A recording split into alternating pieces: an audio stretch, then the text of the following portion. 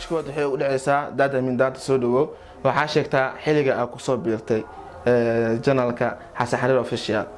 wallaahi horta maalintan kusoo biiraa misdeen youtube aa fadhiisanay ama ka hadli doontaa marna horta niyadeeda ma soo gelin waayo xilliga aan kusoo biirin haddaa laga rabo taas anigoo dadkana ya xilliga aan kusoo biiray 2014 kusoo biiray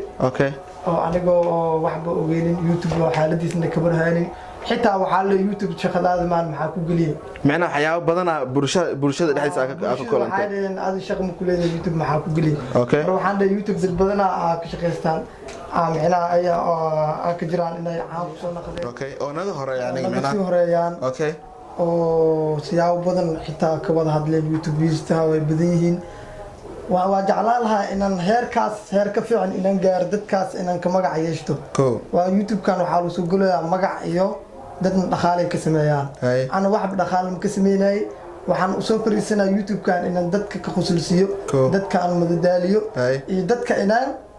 waxyaalaha qarsoon inaan u soo bandhigno waxa ugu qosol badnaa su'aasha saddexaad aan ku weydiinayo waxay tahay waxa ugu qosol badnaa inta youtube-ka afidis maxay ahayd oo afkaaga ka sheegtay horta riwaayada jirtay oo inta aan ka duubnay oo youtube-ka la soo dhigay intaan caban islux ereygaas dad badanaa dhaheen maxaa ka badaa ujeedadiisa maxay tahay markaasaan dhahay farmashiyan tagay aan dhahay daawa la soo qoray daawada marka waxaa la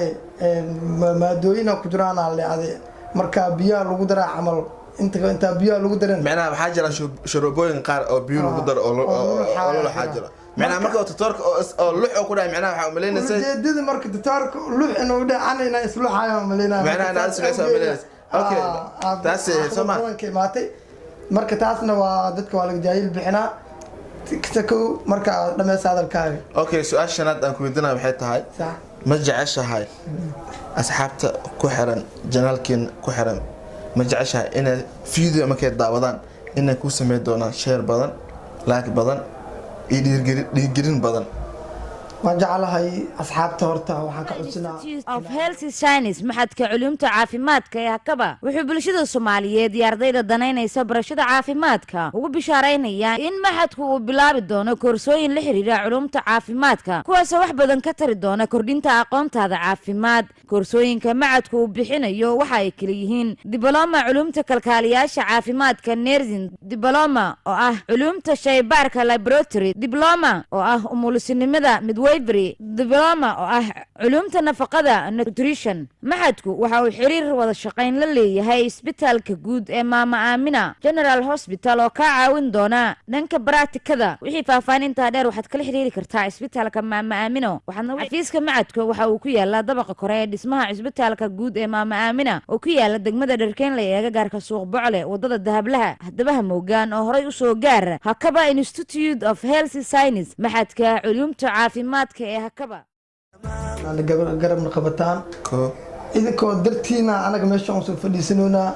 aan waqti la qaadinoona maxaa noo diiday marka anaga ina share noo sameeysan ama subscribe ku noo saartiin waayo anaga hadaa idinka dhiirgelin aan muwaadiniin Soomaali aan ahnay dalinyar Soomaali aan ahnay oo waxaad soo baxayaan aan oo codsan leed asxaabta youtube-keen ku xiran asxaabta waxaan dhiilaha na dhiirgeliya na garab qabta waa idinka waa anaga waa idinka farxana waa idinka qusulsiina mar walba idinka soo galnaa dartiina idinkana waxaan ugu baahanyahay inaad subscribe ku noo saartaan gambaleelka noo furtaan